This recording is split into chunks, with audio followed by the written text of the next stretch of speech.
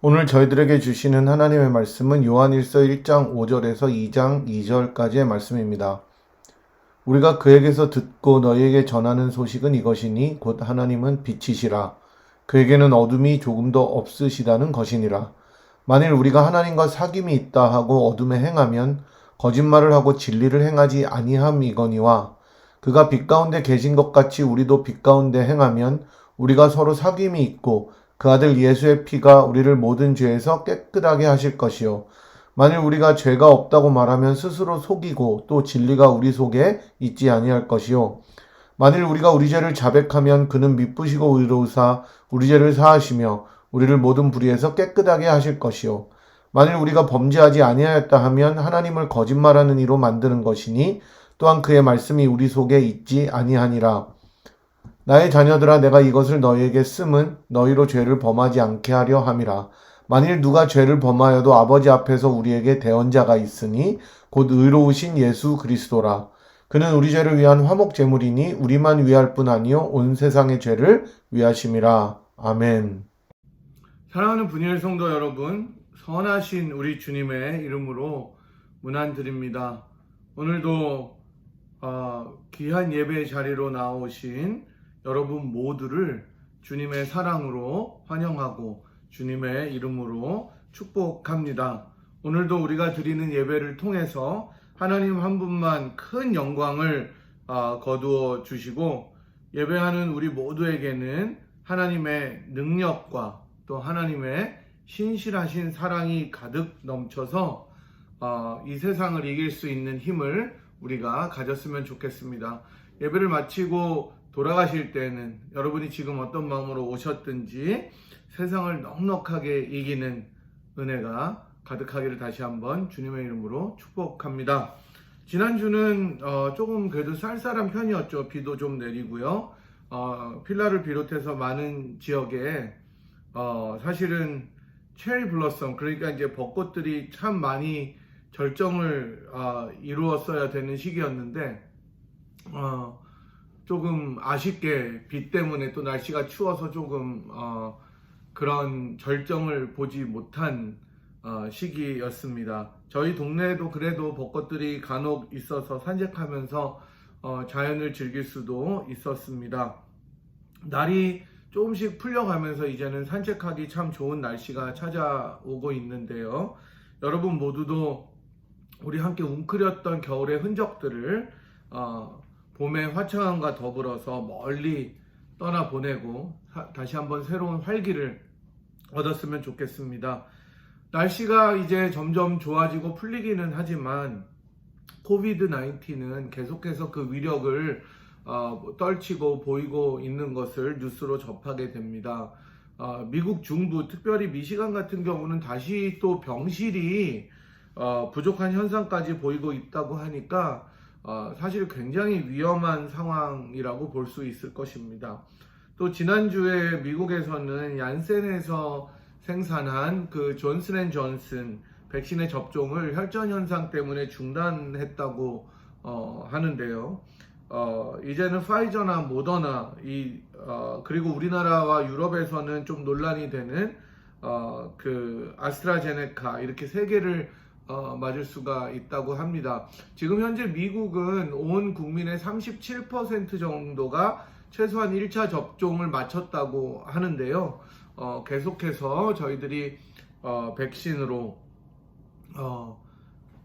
잘 예방하고 또 방역할 수 있도록 이 정말 팬데믹을 잘 넘어갔으면 좋겠습니다. 그래서 저희들이 다시 대면해서 예배할 날들이 꼭 왔으면 좋겠습니다. 제가 어제 한 집사님과 통화하면서 다시 얼마나 우리들이 대면해서 예배 드렸던 것이 특권이었는지를 좀 살펴보았는데요. 다시 한번 그 날들을 소망하면서 저희들이 계속해서 기도하고 안전에 유의하셨으면 좋겠습니다. 저희들은 지난주에 요한일서 강해 사랑의 안단테라는 제목으로 시작을 했습니다. 그 첫 번째 시간으로 사귐의 기쁨이라는 제목으로 말씀을 살펴보았습니다. 우리 예수님께서 육신으로 오신 이유는 우리 모두를 구원해 주심으로 하나님과의 사귐, 즉 교제, 펠로우십을 열어놓으셨다는, 그 길을 열어놓으셨다는 은혜를 나누었습니다. 그리고 이러한 사귐은 성도들을 정말 참 기쁨, 순전한 기쁨으로 이끌어주는 것이다 라는 말씀도 전했습니다. 이제 오늘은 사랑의 안단테 두 번째 시간으로 나에게 절망할 때라는 제목으로 말씀을 상고해 보도록 하겠습니다. 지난주에 요한일서의 상황에 대해서 제가 말씀드리면서 이 요한이 편지를 쓰고 있는 이 요한일서를 수신하는 공동체에는 거짓 가르침을 전하다가 결국은 자신들이 나가게 되는, 이 분리되어서 나갔던 자들이 있었다고 말씀을 드렸습니다. 우리는 이 사람들을 신학적으로든 뭐든 많은 사람들이 분리주의자들, 거짓 교사들이라기보다는 요한일서에서는 특별히 분리주의자들이라고 부를 수 있는데요. 이들의 거짓 가르침은 지난주에 말씀드린 것처럼 우리 예수님께서 육신을 입고 오셨다는 사실을 믿지 않고 거부했다는 것뿐만 아니라 오늘 본문에도 등장하게 됩니다. 사도 요한은 이러한 분리주의자들의 거짓 가르침이 얼마나 잘못된 것인지를 오늘 본문을 통해서 강력하게 말씀해주고 있습니다. 그것은 뭐냐면 바로 죄에 대한 회개의 부분입니다. 오늘 저희가 읽은 본문은 여러분이 읽으시면서 눈치채셨겠지만 3번의 만일로 시작하는 가정법을 가지고 있습니다. 만일. 내용이 이렇게 만일로 시작하는 가정법을 중심으로 해서 3부분으로 나누어진다는 것인데요. 그리고 이 3부분은 그 만일로 시작하는 가정법은 분리주의자들의 주장을 담고 있습니다. 만일 뭐뭐 하다면, 이것은 바로 분리주의자들의 말이 맞다면이라고 우리가 가정할 수 있다는 것이죠. 먼저 요한은 이 만일의 가정법으로 들어가기 전에 5절에서 대전제를 상정해서 말씀하고 있습니다. 그 대전제는 뭐냐면 바로 예수 그리스도를 통해서 우리가 들었고, 또 그러니까 요한이에요. 우리라고 할 때는 이 사도들. 그 다음에 또 전하게 되는 사실은 바로 하나님은 빛이시며 그에게는 어둠이 없으시다라는 것이다. 이것을 대전제로 말하고 있습니다. 빛은 여러분이 잘 아시다시피 하나님의 속성인데, 성경에서 하나님이 빛이시다라고 말할 때는 여러 가지 의미를 담고 있습니다. 진리이신 하나님을 나타낼 때도 있고, 또 하나님의 영광을 표현할 때도 있으며, 또 이 빛은 어두움을 몰아내기 때문에 아까 말씀드린 것처럼 무지를 몰아내는 진리, 참 지식, 또한 동시에 빛은 어두움으로 표현되는 죄악을 몰아내는 거룩함을 표현하기도 하죠. 이렇게 빛이신 하나님을 가장 잘 표현하고 드러내신 분은 여러분 누구시겠습니까? 바로 예수 그리스도이십니다. 예수님을 통해서 우리는 하나님의 빛이 우리에게 온 것을 알게 되고, 그 참 진리를 알게 되며, 또 그분의 영광을 보게 되고, 하나님의 거룩하심을 알고 따르게 됩니다. 따라서 빛이신 하나님을 완벽하게 나타내신 예수 그리스도를 알게 된 사람들은, 즉 하나님과 더불어 예수 그리스도와 교제하며 사귐을 갖게 된 성도들은 이제는 어둠에 더 이상 행할 수 없다라고 말하고 있습니다. 죄 가운데 계속 거할 수 없다는 말이죠. 왜냐하면 하나님과 사귐이 있다고 하는 자들은 이제는 어둠이 아니라 빛 가운데 행할 수밖에 없기 때문입니다. 바로 여기에 분리주의자들의 문제가 있었습니다. 이들의 문제는 첫 번째 가정법인 6절과 7절에 나오는데요. 제가 6절과 7절을 한번 읽어보도록 하겠습니다. 첫 번째 만일입니다. 만일 우리가 하나님과 사귐이 있다 하고 어둠에 행하면 거짓말을 하고 진리를 행하지 아니함이거니와, 그가 빛 가운데 계신 것 같이 우리도 빛 가운데 행하면 우리가 서로 사귐이 있고 그 아들 예수의 피가 우리를 모든 죄에서 깨끗하게 하실 것이요. 아멘.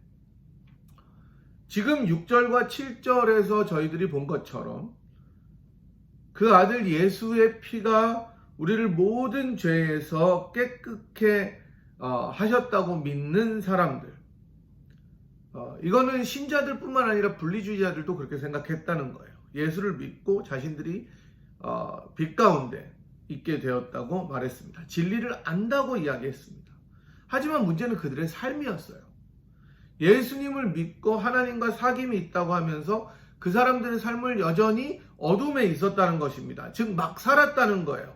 우리가 성령의 열매에서 살펴보았던 육체의 소욕들을 따르고 자신들의 욕망과 자신들의 욕심과 자신들의 그러한 육체의 욕심대로 마음대로 살아가고 있었다는 것이었습니다. 그러면서 이 사람들의 주장은 이미 자신들이 빛 가운데 있었기 때문에 이미 예수를 믿었기 때문에 그리고 진리를 알고 하나님과 사귄다고 하는 사실 때문에 어떻게 살든지 아무 상관이 없는 것이다 라고 주장했다는 거예요. 다시 말씀드리면 구원 이후의 삶은 그야말로 자기 마음대로 살아도 된다고 주장했던 것이죠. 이들이 사실 무슨 엄청나게 큰 무리를 일으키는 행동으로 막 악명이 높고 방탕한 사람들은 아니었지만 구원을 받는 것에 있어서 윤리적이거나 혹은 도덕적인 행동에 그 어떤 중요성도 없다고 생각했기 때문에 문제가 되었던 것입니다. 사도 요한은 본문에서 이러한 분리주의자들의 잘못을 지적하고 있습니다. 하나님과 교제한다고 하면서도 어둠에 행해서 삶이 엉망이라면 그것은 거짓말을 하는 것이고 진리를 행하지 않는 것이다 라고 말씀하고 있습니다.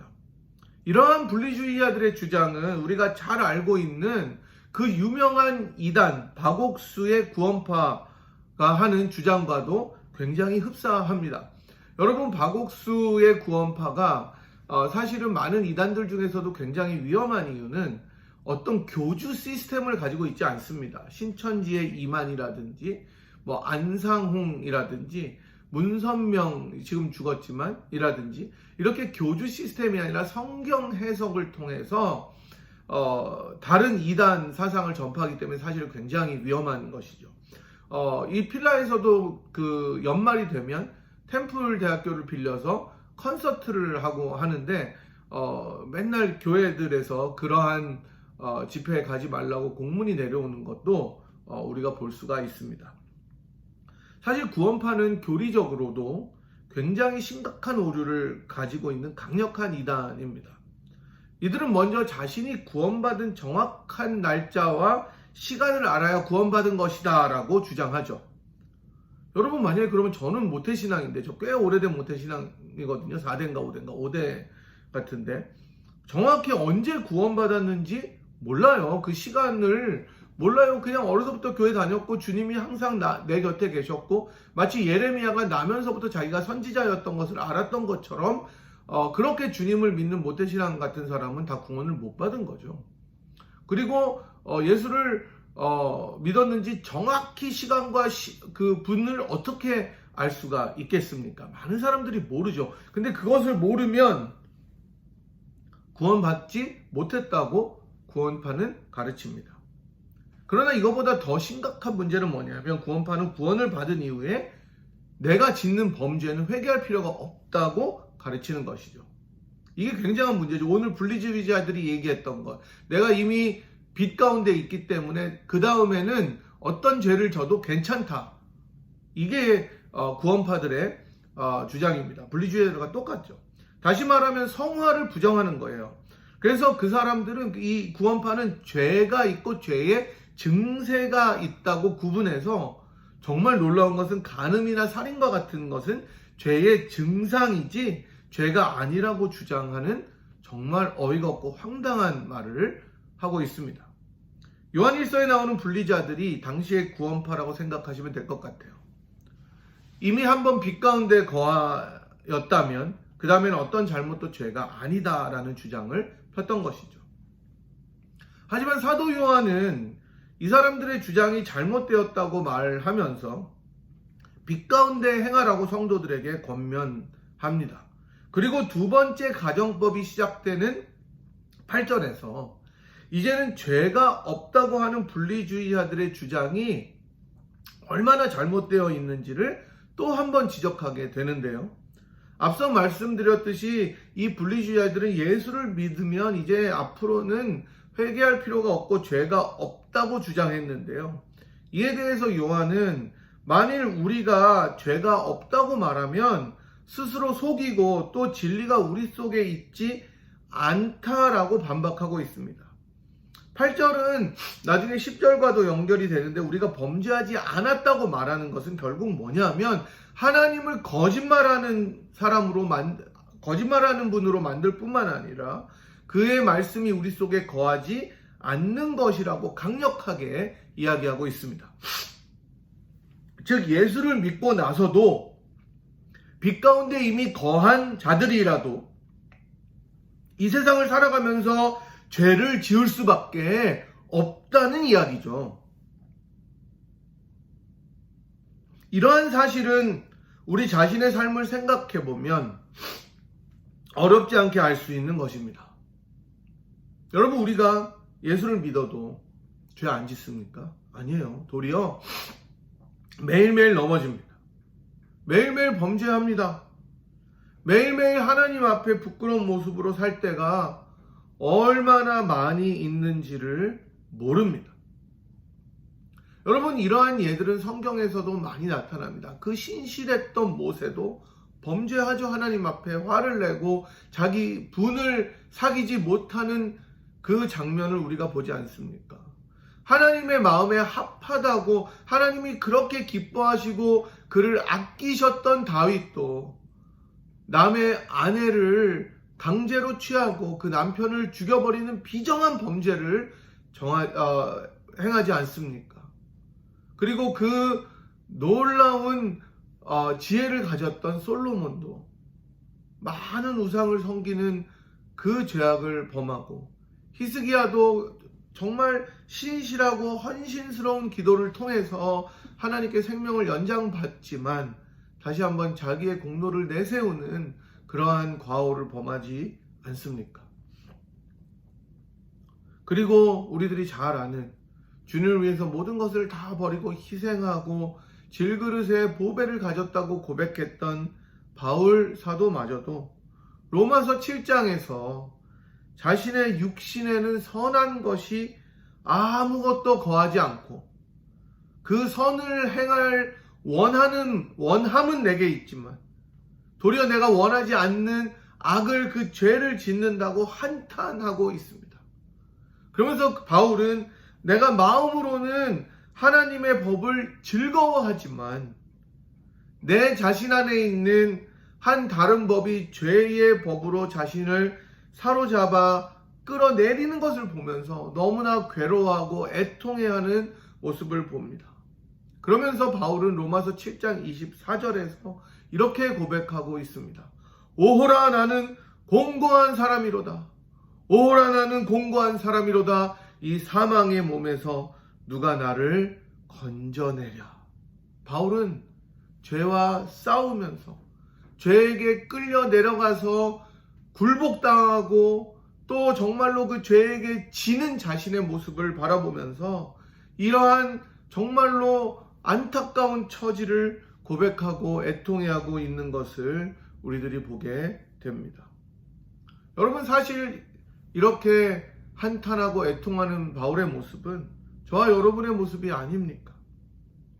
정말로 반복되는 잘못으로 어떨 때는 우리가 주님 앞에 고개를 들 수도 없을 정도로 실망하고 그런 자신에게 절망해서 정말로 풀이 팍 죽고 계속 반복되는 죄악이 나에게 있다는 것을 알기 때문에 때로는 기도마저 드릴 자신도 없고 힘도 없는 모습이 저와 여러분의 모습이 아닙니까?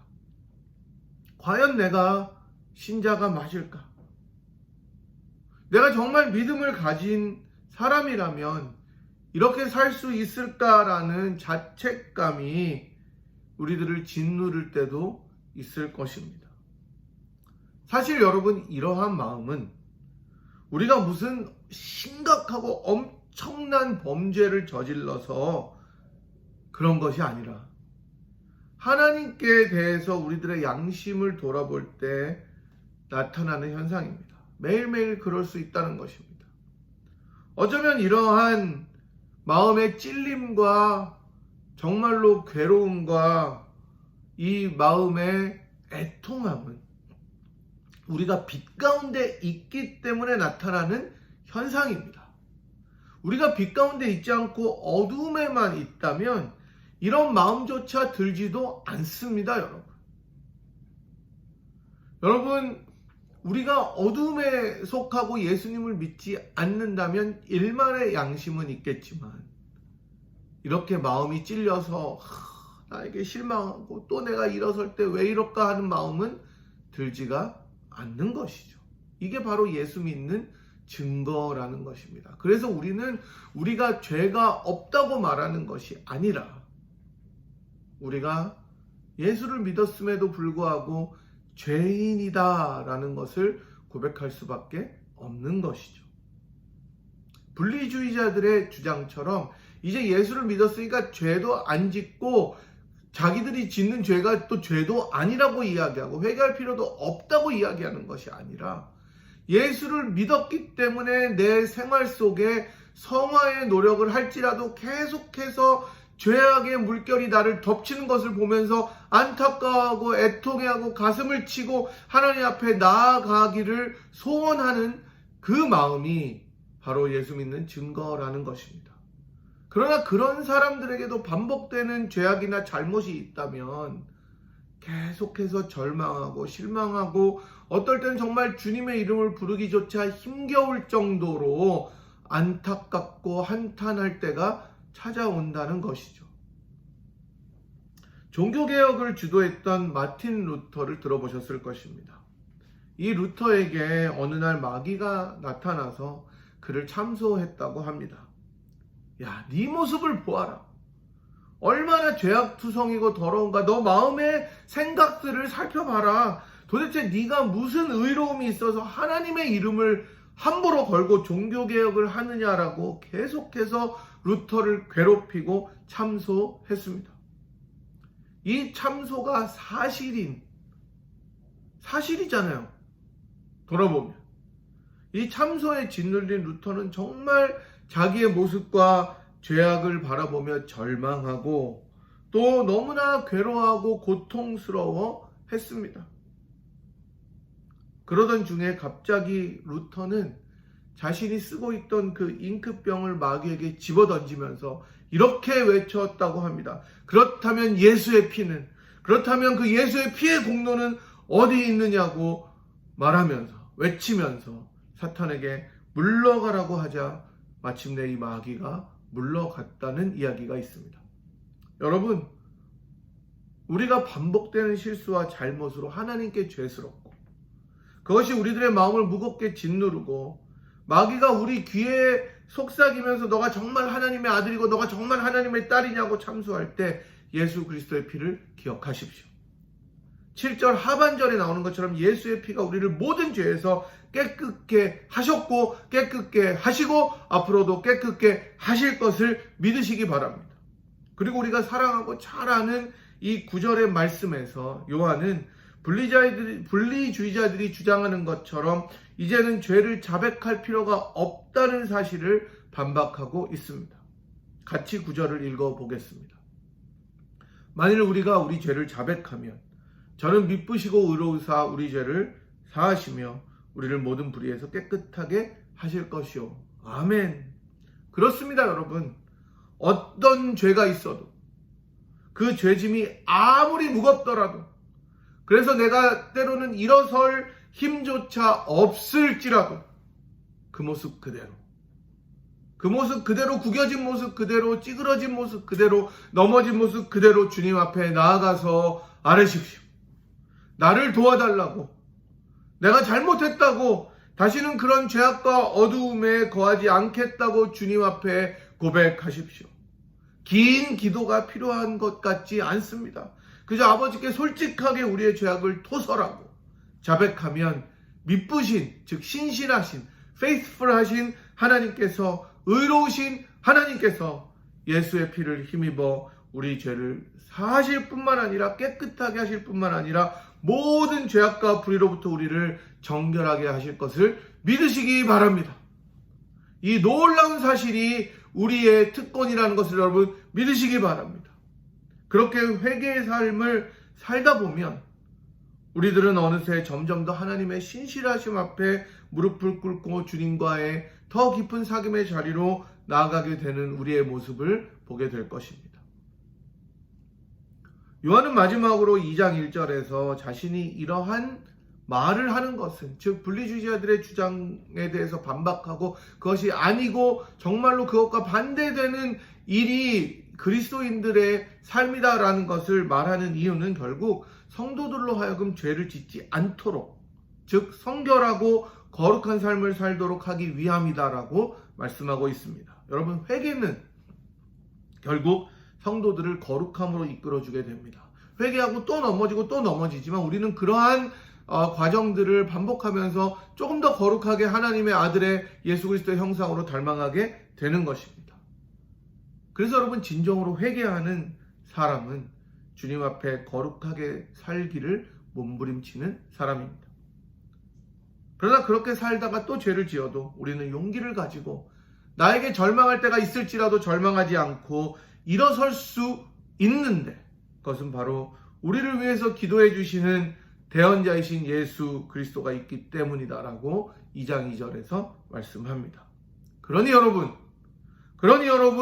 넘어져서 실망할 때라도, 정말로 일어나지 못할 것 같아서 내가 내 자신에게 절망할 때라도 주 앞에 다시 한번 힘을 내어 나가십시오.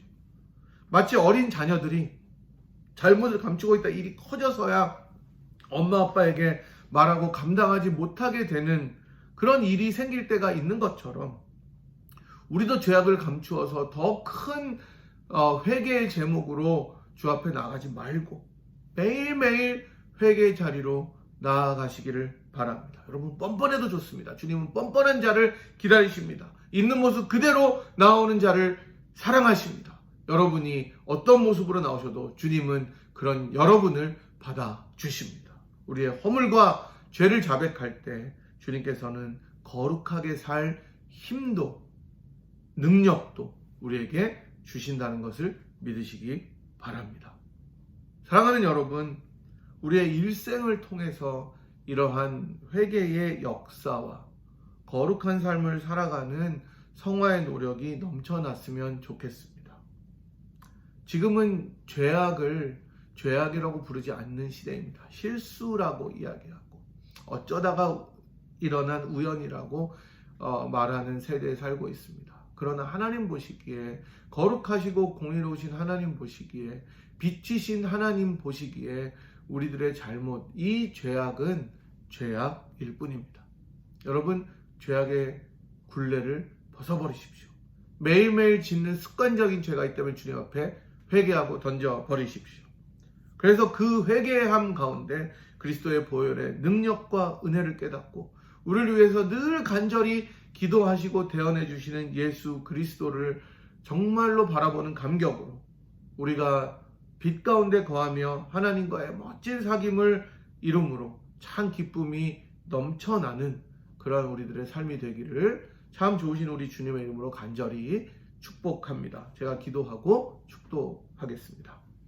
하나님, 이 세대는, 우리가 살아가는 이 세대는 죄악의 물결이 가득하고 그 가운데서도 죄악을 짓도록 유도하고, 또 때로는 우리가 그러한 물결에 휩쓸려 주님 앞에 범죄할 때가 많이 있게, 그렇게 우리를 인도하는 세대입니다.